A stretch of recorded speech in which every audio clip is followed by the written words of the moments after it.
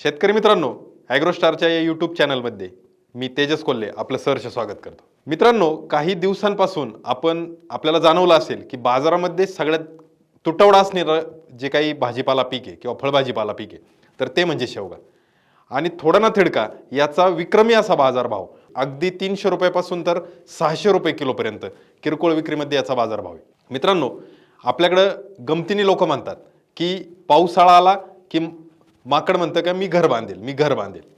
तशाच पद्धतीने आपल्याला ज्यावेळेस भाव वाढतो त्यावेळेस एखाद्या पिकाकडे आपला कल वाढतो आणि ते पीक लागवड करायची का काय असा विचार आपल्या डोक्यात येतो. पण जर तुम्ही शेवग्याचा बारकाईने विचार केला तर वर्षभर याला असणारी मागणी, वर्षभर याचा असणारा सरासरी भाव हा जर तुम्ही विचारात घेतला तर नक्कीच एक फायदेशीर पीक आणि त्यातल्या त्यात जिरायती, कमी कष्टात, कमी खर्चात, कमी भांडवलात आणि कमी जागेमध्ये करण्यासारखंच जे पीक म्हणाल तर ते शेवगा पीक आहे. समस्या तुलनेने कमी आहेत. नियोजन जर चांगलं केलं, बहाराचं नियोजन असेल किंवा त्याच्यावर असणारा ज्या काही किरकोळ समस्या कीड रोगाच्या त्याच्यावर जर आपण व्यवस्थित नियोजन जर केलं तर निश्चितच आपल्याला उत्पादन मिळेल आणि आर्थिक नफा मिळेल. मित्रांनो, शेवगा हे पीक जसं उत्पन्नासाठी वंडर पीक आहे तसंच त्याचा उपयोगही आहेच, तोही वंडर आहे. तो कसा की शेवग्याचं पान असेल, फूल असेल, शेंगा असेल, अगदी त्या झाडाचे सर्व अवयव उपयोगात येतात. आणि हा उपयोग फक्त एक आपल्या दैनंदिन आहारामध्ये नाही तर मेडिसिनल यूज म्हणजे ज्याला आपण आयुर्वेदामध्ये किंवा औषध म्हणून अतिशय चांगला उपयोग होतो. आणि हा सगळा उपयोग पाहता, हा सगळ्या गोष्टीचा विचार करता शेवगा हे आपल्याला शाश्वत उत्पादन देणारं पीक आहे असं मी या ठिकाणी आपल्याला सांगू शकतो. मित्रांनो, मग आता विचार काय करताय? आपल्याला लागवडीचं नियोजन करायचं असेल तर नक्कीच येणारा जो हंगाम आहे तो लागवडीसाठी चांगला आहे. नक्कीच आपण 400 रुपये 500 रुपये किलो या बाजारभावाचा विचार करून लागवड करणार नसू, परंतु याचा सरासरी जो भाव आहे तो अगदी 50 रुपयापासून तर 150 रुपये किलोपर्यंत सरासरी भाव आहे. आणि मला असं वाटतं की हा योग्य भाव आहे. या भावामध्ये जरी आपला शेवगा आपण विकू शकलो तरी आपल्याला होणारा जो नफा आहे तो प्रचंड असेल आणि तो एक शाश्वत असेल. जिरायतीचं पीक मी तुम्हाला सांगितलं म्हणजे आपल्याकडे असणारी सगळ्यात कमी दर्जाची जमीन म्हणजे ज्याला आपण हलकी ते मध्यम जमीन म्हणतो ती यासाठी लागते. तुलनेने यासाठीचं जे काही नियोजन आहे, यासाठी लागणारे संसाधन आहेत तर ती कमी लागतात. ठिबकवर जर आपण नियोजन केलं तर चांगलं होईलच होईल, परंतु याला बाकीचं जे काही नियोजन आहे तर ते फार तुलनेने कमी इतर पिकांच्या तुलनेत.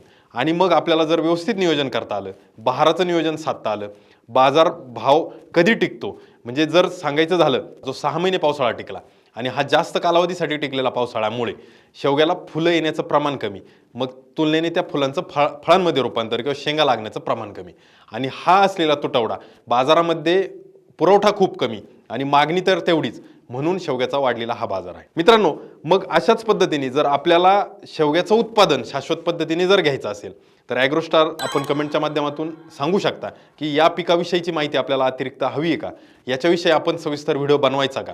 परंतु आजचा व्हिडिओ बनवण्याचा उद्देश इतकाच की आपल्याला कमीत कमी खर्चात, कमी भांडवलात आणि कमी नियोजनात आपल्याला शाश्वत उत्पादन देणाऱ्या पिकाकडे बघायचंय. मग तो शेवगा एक त्यासाठी आदर्श पीक ठरू शकतो आणि नक्कीच आपण याचा विचार करावा. या अनुषंगाने आज आपण हा व्हिडिओ बनवला. मित्रांनो, आपणही कमेंट करून सांगा की आपल्याला आपल्या भागामध्ये शेवग्याचा विक्रीचा दर काय चालू आहे. किरकोळ विक्रीचा भाव मी बोललो, जो शहरामध्ये असेल किंवा मोठ्या मोठ्या मंडईमध्ये असेल तो किरकोळ विक्रीचा दर प्रचंड मोठ्या प्रमाणात आहे. पण आपल्याकडे जो काही ठोक विक्री जो चालू आहे तर त्याचाही दर काय ते आपण कमेंट करून सांगायला विसरू नका. आता हे झालं शेवगा नवीन लागवड करायचंय त्यांच्यासाठी. शेवग्यासाठी आवश्यक वातावरण किंवा शेवग्यासाठी मानवणारं जे हवामान आहे तर ते उष्ण आणि कोरडं हवामान शेवग्याला मानवतं. फार दमट किंवा अति पावसाळा किंवा अति पाणी शेवग्याला मानवत नाही. त्यामुळे आपल्याला जर लागवडीचा विचार करायचा असेल तर आपण बियाच्या माध्यमातून किंवा खुंट पद्धतीने किंवा जर नर्सरीमध्ये रोपं मिळत असतील तर त्याचा जानेवारी फेब्रुवारी नंतर आपण रोपवाटिका घेऊन पुनर्लागवडीचा अथवा बियाणं जर लावायचं असेल तर ते साधारणपणे फेब्रुवारी महिन्यात लावू शकतो. आता ज्यांच्याकडे शेवगा उपलब्ध आहे, ज्यांनी लागवड केलेली आहे, परंतु आता शेंगांचं प्रमाण कमी, कारण का तर मी त्याचंही कारण आधी बोललो की अति जास्त कालावधीसाठी टिकलेला जो पावसाळा आहे किंवा पाऊस आहे तर हे त्याला मानवलं नाही आणि मग त्यामुळे त्याची फुलधारणा कमी झाली आणि फुलधारणेचं रूपांतर जे शेंगामध्ये व्हायला पाहिजे तर ते अजूनही अत्यल्प झालं. मग त्यासाठी आपल्याला आता इथून पुढे शेवग्याला पाण्याचा ताण द्यायचा आहे आणि जोपर्यंत शेवग्याला फूल येत नाही तोपर्यंत अजिबात पाणी द्यायचं नाही. यावर येणाऱ्या जे काही महत्त्वाच्या किडी आहेत तर त्यातली पहिली मावा किडे जी की शेवगा पिकाच्या फुलांवर परिणाम करते, फुलांच्या संख्येवर परिणाम करते आणि फुलांचं रूपांतर शेंगामध्ये होऊ न देण्यासाठी कारणीभूत असते. तर मावा किडीचा बंदोबस्त आपल्याला या दरम्यान करायचा आहे. आणि भुरी रोग जो की फुलांच्या देठावर येतो, त्या भुरी रोगामुळे फुले गाळण्याचं प्रमाण किंवा फुलांपासून फळांमध्ये किंवा शेंगामध्ये रूपांतर न होण्याचं जे काही कारण आहे तर ते आपल्याला थांबवायचे. आणि हे जर आपण थांबवू शकलो दोन्ही, तर आपल्याला निश्चितच येणारा कालावधीमध्ये फुल धारणा चांगली होईल आणि त्या फुलांचं रूपांतर शेंगामध्ये होईल. अशा पद्धतीने जर मित्रांनो नियोजन केलं तर पुढील हंगामामध्ये आपण शेवग्याचं योग्य असं व्यवस्थापन करू शकतो. आणि हा शेवग्याचा आत्ता वाढलेला जो बाजारभाव आहे तर तो कदाचित पुढील काही कालावधीसाठी नक्की टिकेल. मी परत एकदा सांगतो की 400-500 रुपये विक्रीचा भाव जरी नाही आपण लक्षात घेतला तरी 150 रुपये किलो हा भाव, 120 रुपये किलो भाव हा सरासरी चांगल्या पद्धतीचा भाव मानला जातो. आणि तो जर आपण मिळवू शकलो आणि त्या अनुषंगाने व्यवस्थापन करून उत्पादन घेऊ शकलो तर नक्कीच आपल्याला हे आर्थिक गणित अतिशय चांगले शेवग्यातून होईल. मित्रांनो, ॲग्रोस्टारच्या वतीने आपण मागील एका व्हिडिओमध्ये पाहिलं होतं की शाश्वत उत्पादन जर आपल्याला घ्यायचे तर आपल्याला कोणत्याही एका पिकावर विसंबून चालणार नाही. नक्कीच त्या पिकाचं वारंवार उत्पादन घेतलं किंवा जास्त क्षेत्र असेल तर आपणही त्यात तज्ज्ञ बनतो, आपणही त्यातले खाचखळे ओळखतो. परंतु जेव्हा वातावरण किंवा बाजारपेठ ही आपल्याला साथ देत नाही त्यावेळेस आपण तिथं आर्थिक अडचणीत येतो. आणि हे जर टाळायचं असेल तर आपल्याकडे उपलब्ध असणाऱ्या क्षेत्रामधील काही क्षेत्र हे आपल्याला वेगवेगळ्या पिकांसाठी त्याची जी काही म्हणतो ना आपण अवलंबित्व आहे तर ते ठेवायचं असतं. मग त्या अनुषंगाने आपण शेवगा या पिकाचाही पर्याय आदर्श पीक म्हणून निवडू शकतो. जिथं आपली हलकी जमीन आहे, सर्वसाधारण जमीन आहे, त्या जमिनीत आपण याचा उपयोग करू शकतो. आणि घरापासून, शेतापासून किंवा वस्तीपासून दूरची जमीन आहे तिथेही करू शकतो. कारण का तर याला फारशी चोरी किंवा बाकीच्या गोष्टींची भीती नाही, जे काही त्याला समस्या आहेत त्याही कमी आहेत. म्हणून अशा ठिकाणी आपण याचं नियोजन करू शकतो. मित्रांनो, शेवग्याची लागवड जर आपण बियापासून जर करत असाल तर आपल्याला साधारणपणे 1.5 ते 2 वर्षात याला उत्पादन येणं चालू आहे. सुरुवातीला लागवडीनंतर आपण त्याची उंची व्यवस्थित राहावी आणि त्याला फुटवा चांगला राहावा यासाठी नियोजन करणं गरजेचं आहे. त्याचसोबत जर एकदा आपण शेवग्याची लागवड केली तर पुढील 8 ते 10 वर्ष जर आपण खोडकिडीपासून याची जर काळजी घेतली आणि डिंक्या रोग जो आहे तर तो सांभाळता आला तर आपल्याला नक्कीच 8 ते 10 वर्षापर्यंत हे उत्पादन देणारं पीक आहे. म्हणजे एका वेळेला केलेल्या गुंतवणुकीतून आपण 8 ते 10 वर्ष यातून नफा मिळवू शकतो किंवा परतावा मिळवू शकतो. हे असं पीक आहे. मग त्यामुळे मित्रांनो, आपण पुन्हा पुन्हा सांगतोय की कमी भांडवलात चांगलं आदर्श पीक, तर त्याला अनुषंगाने या पिकाचं जे काही जो सुरुवातीचं गुंतवणूक आहे तर ती खूप मर्यादित आहे आणि ती आपण अवश्य करू शकतो. सुरुवातीच्या कालावधीमध्ये आपण आंतरपिकामध्ये याचा समावेश ठेवू शकतो, जसं की चारा पीक असेल किंवा इतरही काही कमी कालावधीची पिकं असतील त्यातही आपण करू शकतो. जेव्हा एकदा शेवगा फुलोर अवस्थेमध्ये साधारण 1-1.5 वर्षाच्या पुढे जाईल त्यावेळेस आपण याचा उत्पन्नाचा विचार करून पुढील 8 ते 10 वर्ष नक्कीच याचं उत्पादन आपण घेऊ शकतो. शेवगा पिकामध्ये ज्या वाण आहेत तर दापोली विद्यापीठाने संशोधित केलेल्या काही वाण आहेत, जसं की PKM1, PKM2.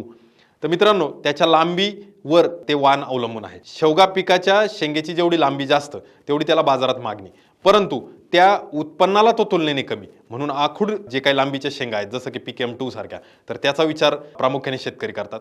त्यानंतर मोरिंगा हाही वाण बाजारामध्ये प्रचलित झालाय. बऱ्याच कंपन्यांचे वेगवेगळे वाण बाजारामध्ये आहेत. आपल्या जवळच्या एरियामध्ये त्याचा अनुभव किंवा एखाद्या शेतकऱ्याचं जे काही त्यातला अनुभव आहे तर तो समजून घ्या आणि त्या अनुषंगाने आपण पुढं नियोजन करू शकतो. मित्रांनो, शेवगा पिकाची लागवड केल्यापासून साधारण 1.5 ते 2 वर्षापर्यंत आपण याच्यावर बहार घेत नाही किंवा उत्पादन घेत नाही. मग हे तोपर्यंतच्या कालावधीमध्ये आपण त्या शेतात काही ना काही आंतरपिकही करू शकतो. जसं की चारा पीक असेल, कोबी, फुलकोबी सारखी कमी कालावधीमध्ये येणारी पिकं असतील तर अशा पिकांचाही विचार आपण करू शकतो. आणि या कमी कालावधीत घेतलेल्या पिकांमुळे आपल्याला आपली जमीन पूर्णतः शेवग्यासाठी गुंतून न राहता आपण त्याच्यातून अतिरिक्तचा नफा हाही कमवू शकतो. अशा पद्धतीचं जर नियोजन केलं तर मला असं वाटतं की आपण जे काही भांडवल शेवगा पिकासाठी टाकतोय तर ते पहिल्या 1 किंवा 2 पिकामध्ये आपण वसूल करू आणि तिथून पुढे असणारा जो नफा आहे तर तो आपला चांगल्या पद्धतीचा राहू शकतो. शेतकरी बांधवांनो, ॲग्रोस्टारच्या माध्यमातून आपण भरपूर असे व्हिडिओ माहितीच्या रूपामध्ये आपल्यापर्यंत घेऊन येतो. यामध्ये अन्नद्रव्य असतील, विविध पिकांचा हंगामी पिके असतील, भाजीपाला पिके असतील किंवा काही फळबागा असतील तर याविषयीची माहिती सविस्तर आपल्यापर्यंत देण्याचा प्रयत्न करतो. आपलाही प्रतिसाद खूप छान असतो आणि आपणही कमेंट करून या आपल्याला जी काही गरज आहे किंवा आपल्याला कोणत्या गोष्टीची माहिती पाहिजे तेही आपण वेळच्यावेळी सांगत असता. याही व्हिडिओच्या माध्यमातून आज आपण प्रयत्न केलाय की आपण नाविन्यपूर्ण पिकाकडे जात असताना काही शाश्वत उत्पादनाची जर आपल्याला खात्री असेल तर तेही आपण डोळ्यापुढे ठेवून आजच्या या शेवगा पिकाविषयीचा व्हिडिओ बनवला. नक्कीच याला कारण जरी बाजारभाव वाढला हे कारण असेल, परंतु मित्रांनो वर्षभर असणारा सरासरी भाव हाही खूप चांगला आहे आणि याचा विचार करून आपण नियोजन करणं हे संयुक्तिक राहील असं माझं मत आहे. मग अशाच पद्धतीने आपल्याला नवनवीन कोणत्या पिकांच्या व्हिडिओबद्दल किंवा पिकांबद्दल माहिती आवश्यक आहे तर तेही कमेंट करून आपण सांगा. आणि आपल्याला ज्या शेवगा पिकाविषयीच्या काही समस्या असतील तर त्याही कमेंट करून सांगायला विसरू नका. आपण गरजेनुसार आपण शेवगा पिकाचा पूर्ण सविस्तर असा व्हिडिओ अगदी लागवडीपासून तर उत्पन्नापर्यंत बनवण्याचाही अवश्य प्रयत्न करू. मित्रांनो हा व्हिडिओ आपल्याला कसा वाटला तेही कमेंट करून सांगा. व्हिडिओला लाईक करायला विसरू नका आणि ॲग्रोस्टारच्या चॅनलला अजूनही सबस्क्राईब केलं नसेल तर सबस्क्राईब अवश्य करा. आपला हा व्हिडिओ इतर शेतकरी मित्रांपर्यंत नक्की शेअर करा. धन्यवाद.